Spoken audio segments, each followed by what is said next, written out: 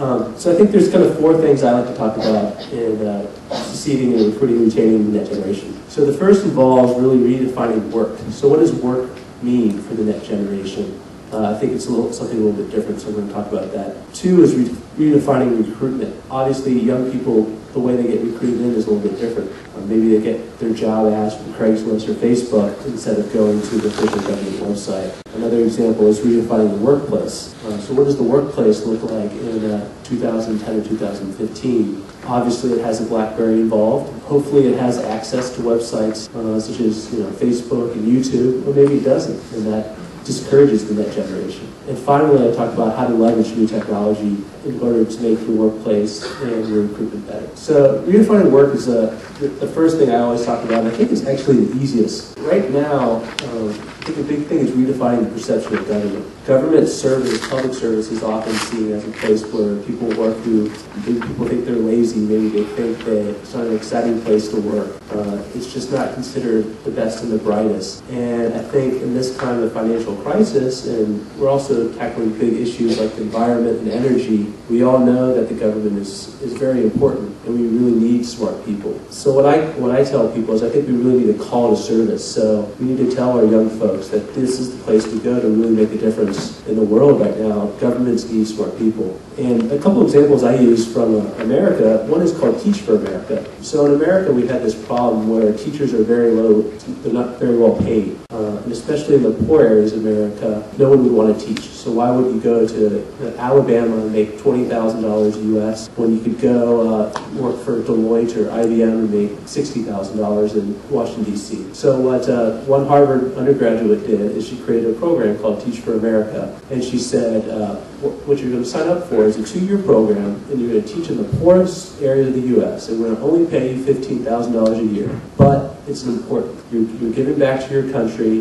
and we're going to make it prestigious. So they made it really competitive. So they only accept about 5% of applicants. 20% of the Harvard undergrads now apply. And all of a sudden, there's people fighting for really what used to be kind of considered bad jobs, teaching in poor areas of America. And I think that's what the government needs to do.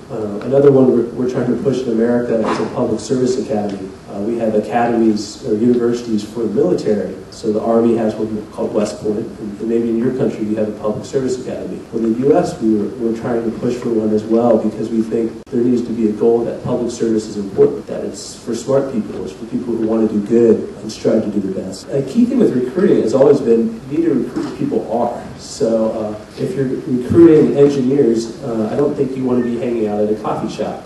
If you're recruiting artists, you don't want to be at a military organization. So with the next generation, you need to recruit where they are. And where do they hang out now? In the Philippines, they hang out at Friendster and Multiply.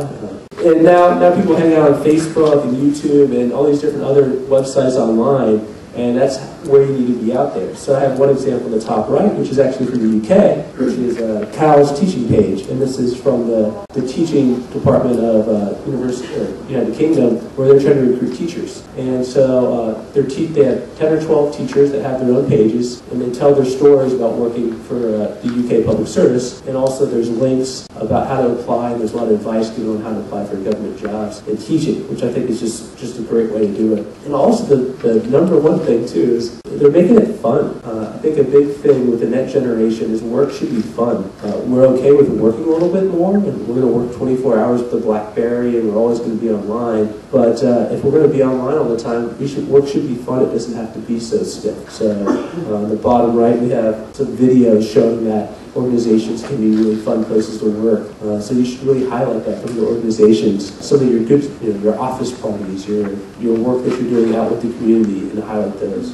Redefining the workplace. The number one company that people talk about wanting to work right now is Google. Right? All over the world, Google is kind of seen as the most innovative, interesting, fun place to work. A bunch of brilliant minds. And I think everyone wants to work on innovative ideas, things that are fun and exciting. So you need to sell your organization as that. I think government definitely doesn't have that perception. It's seen as very bureaucratic, so many layers. There's no sense that if you have a great idea, you can get it push through the system and get it done. But that's what net generation people want to do. They want to work at a place where their ideas are heard. There's some different ways to do that. So in the U.S., there's the Transportation Security Agency, those are the people at the airport, created a platform called the Idea Factory. Anyone, an employee, from the low to the middle to the high. And if it was a good idea, it could get voted up, and then the best ideas won, and then the head of the agency would implement it. This is really good for the net generation because you could be 23 and you just started work. If you had a good idea, the head boss was listening, and stuff actually changed. A couple other things with redefining the workplace I see is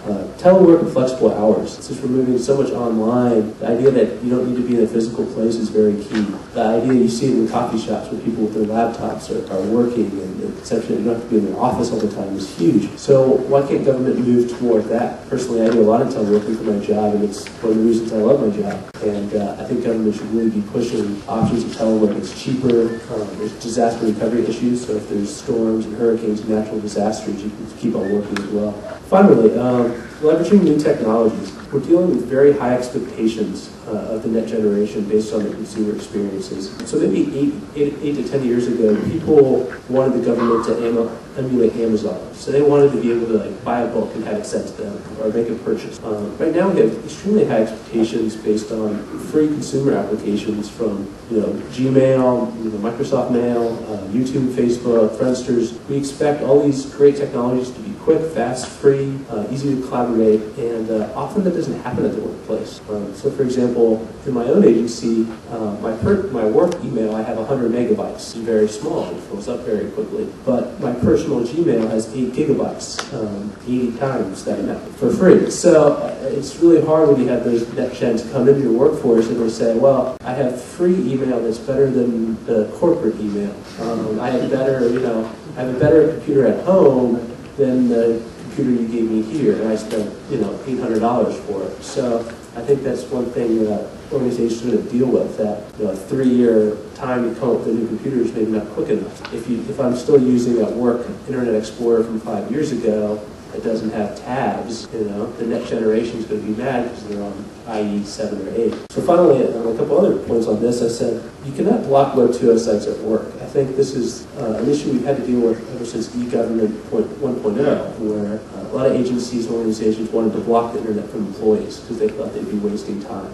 So people weren't allowed to visit CNN and these other sites. But eventually they let go because there's nothing more demoralizing than being told that you can't do something. And there's always another way around it too. So if you try to block websites, there's always a way around it, which most people have figured out. So I always encourage organizations not to block, to be more open, and to train their employees on what to do. And also at the same time, enable enterprise to implement their capabilities. Your boss's leadership should blog. There should be wikis. There should be these idea factories.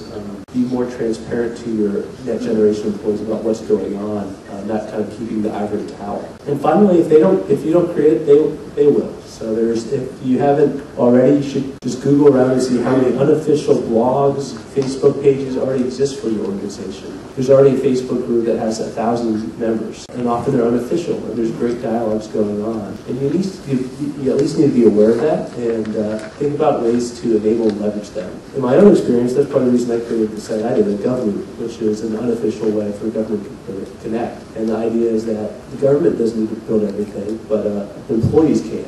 A lot of these unofficial dialogues and great ideas and conversations help make government better.